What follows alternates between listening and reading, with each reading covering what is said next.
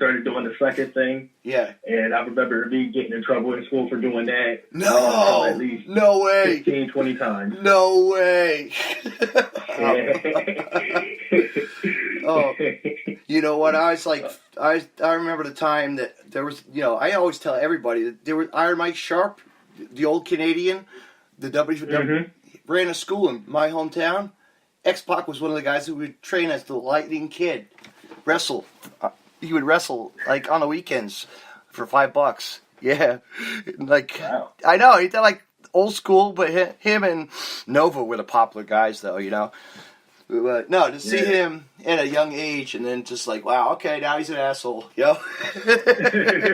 the big Yeah, I actually met him. He's X-Pac's a really cool guy. Yeah, he is. Right now, anyway, he's pretty cool. Yeah.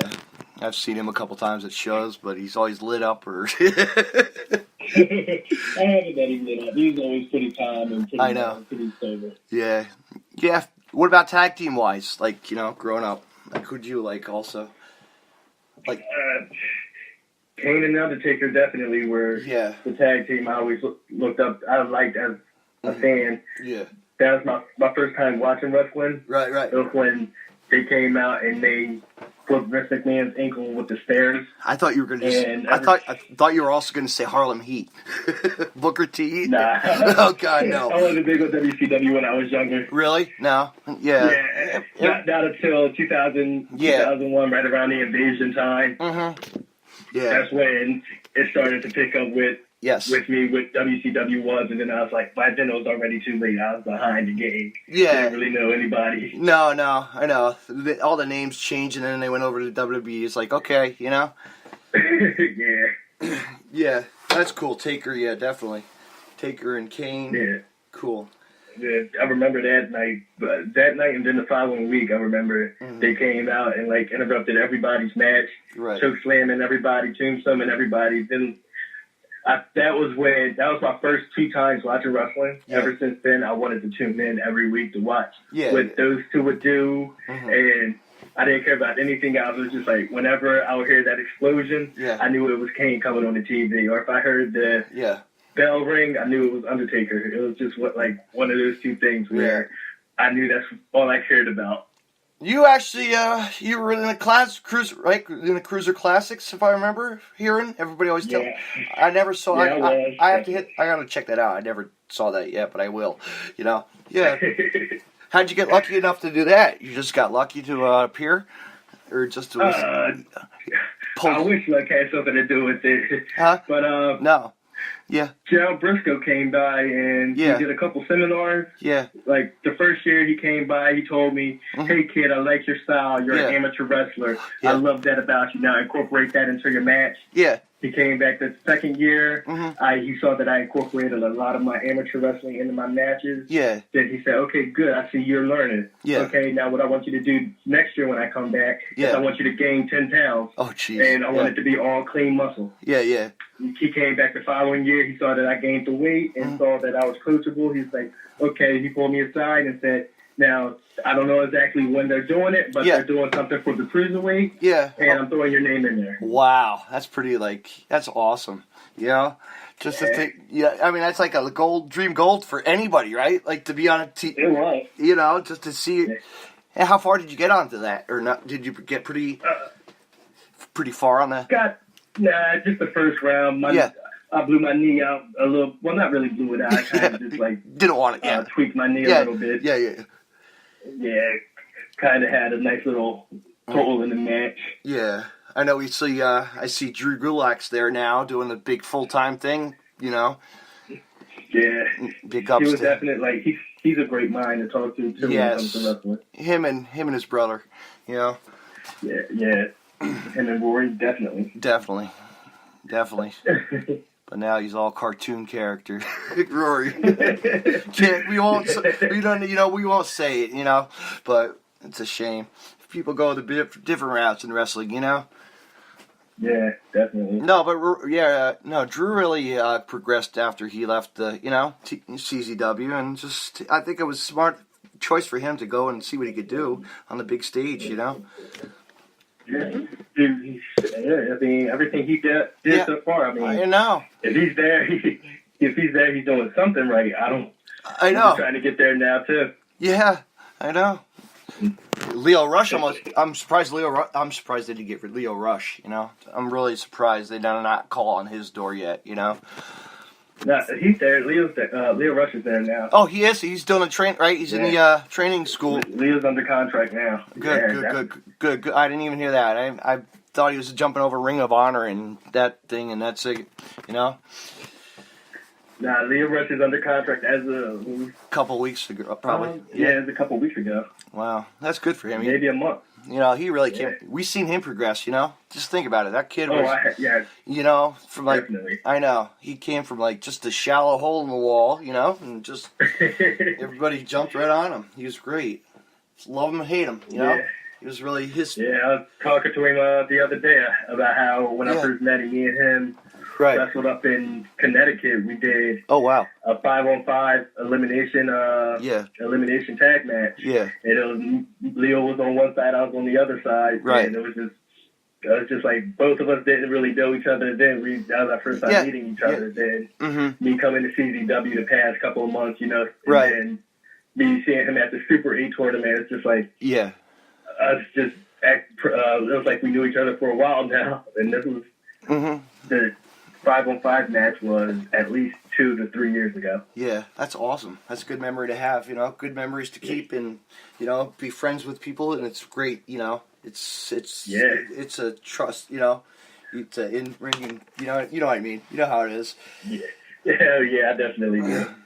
Because I know it from the business. Being a fan, I know a lot of insights. It's all good, brother. I know a lot of insights, you know. I know a lot of. Yeah, you'd be surprised now. Yeah, I know. A lot of things changing. But no, actually, Leo Rush. Actually, I just think about it. Leo came to Jersey, one of those Jersey Shore shows I was telling you about, Jersey Championship Wrestling. He faced Pinky Sanchez one time. Yeah, the good old Pinky. There's another character. It's always great in the business, you know.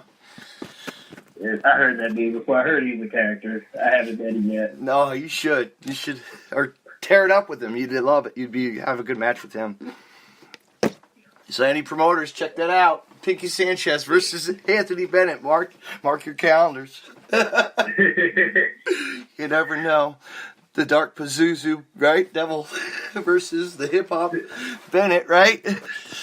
Yeah, it might be a good match. It might be a good match. I would love to see us go in there. Like, I know of him, I just haven't met him yet. So right. Yeah. It'd be a good thing to see how we coincide in the ring. Yeah. All right. Maybe I have something I got to talk to my friend about. Make that pop, right? Got to get the connections and go. You know, fresh talent. Hey, there's a lot of talent that's thirsty. You know.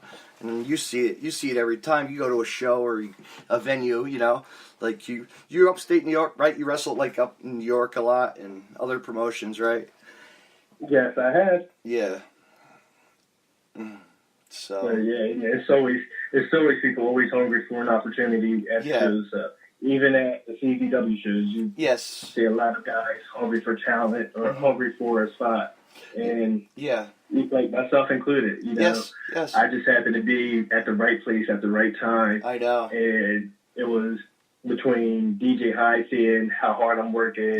Between him and Sammy Callahan seeing how hard I'm working. Between the other trainers, Preacher James, seeing how hard I'm working. And everyone else seeing that I'm here, I'm putting the time in. They were like, okay, you know, we want to see what this kid can do in front of a CZW crowd. Do you believe it?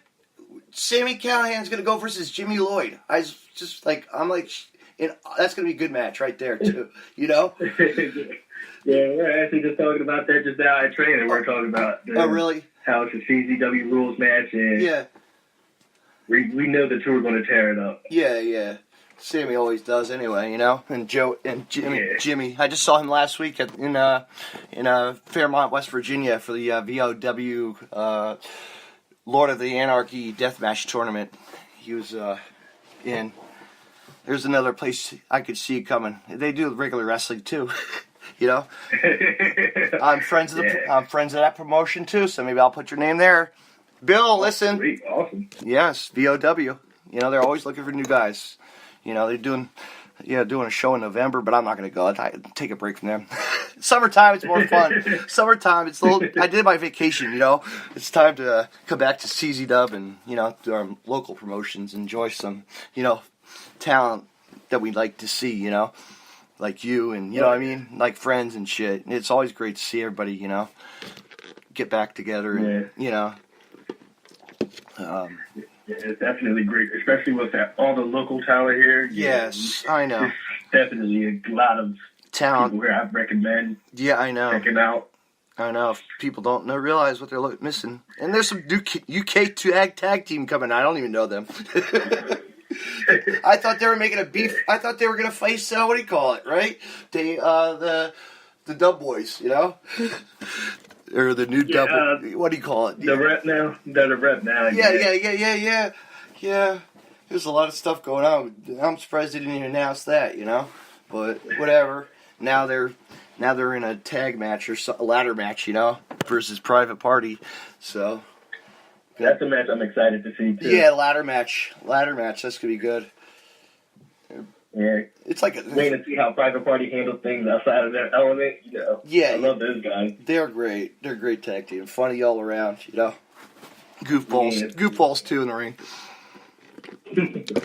Gotta be. Yeah, the three of us. I know for a fact, like the three of us are not allowed together. Really? Yeah, we don't know how to act. Between us, we actually had. Yeah. It wasn't a bad situation, but we were at a Waffle House, and I don't know. I can't even tell you whose fault it was, but we were just. Yeah. We probably almost got kicked out of Waffle House, and that's pretty hard to do. I know.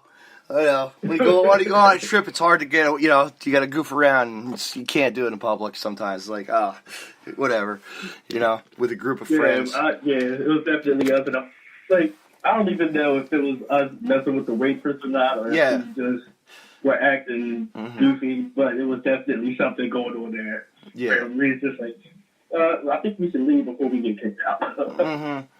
Yeah, I hear stories about like how many wrestlers, like deathmatch wrestlers, get kicked out of states and stuff. It's like, wow, really? Like this guy was. No, I don't think would have got kicked out of the state. Just the Waffle House. Well, this guy got kicked out of a promotion. They didn't like him. It was like a Ku Klux Klan kind of crowd.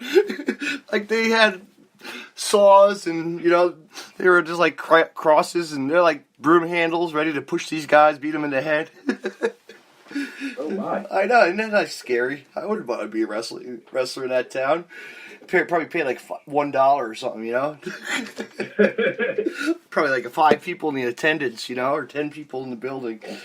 I love those. I love you get a kick out of watching like those odd promotions on online. You're like, what the hell? Look at these people. They just have Yeah.